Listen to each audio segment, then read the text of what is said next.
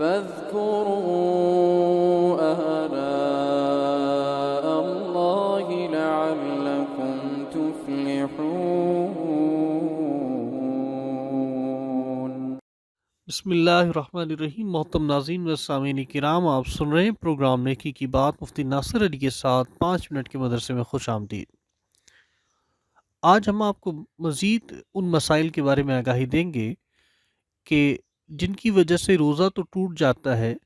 لیکن صرف قضا واجب ہوگی، کفارہ دینے کی ضرورت نہیں ہے۔ جو دمے کے مریض ہوتے ہیں، جو انہیلر یا وینٹولین کے ذریعے سے اپنی تکلیف کو کم کرتے ہیں،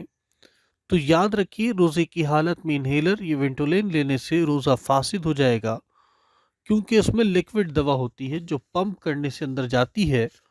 اور دوائی اگر اندر جائے تو اس سے روزہ فاسد ہو جاتا ہے، قضا لازم ہوتی ہے۔ اس لیے ایسے افراد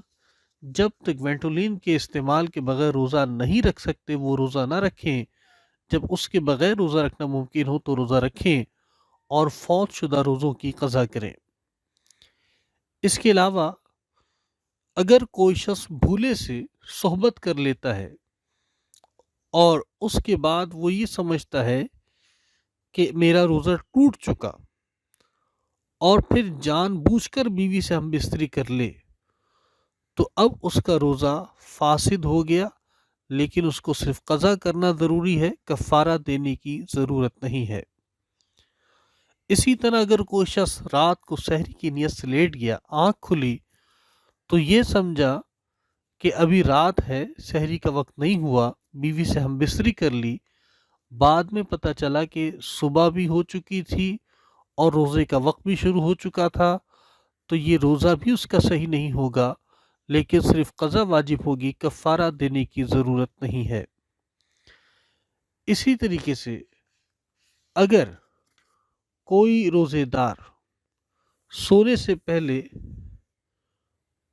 پان تھوک دیتا ہے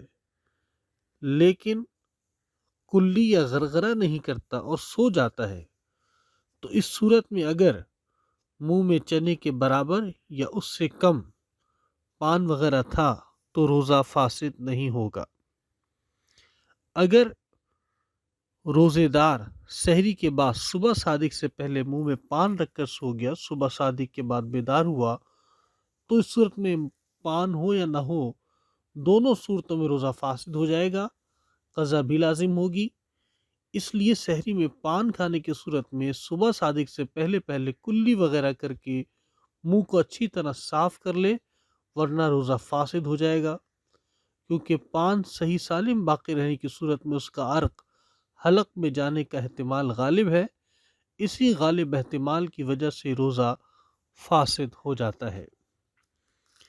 اسی طریقے سے اگر کسی روزے دار کو جمائی آئی اور اس دوران اس کے حلق میں پانی کا قطرہ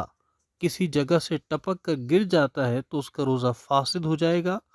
لیکن قضا لازم ہوگی، کفارہ دینا ضروری نہیں ہوگا۔ اس کے علاوہ روزے کی حالت میں اگر کوئی شخص غرغرہ کرتا ہے تو لا علمی میں کیا، روزہ فاسد ہو جائے گا، قضا لازم ہوگی، لیکن کفارہ دینے کی ضرورت نہیں ہے۔ اسی طریقے سے اگر مؤذن نے غروب آفتاب سے پہلے مغرب کی اذان دے دی اور لوگوں نے مؤذن کی آواز سن کر افطار کر لیا،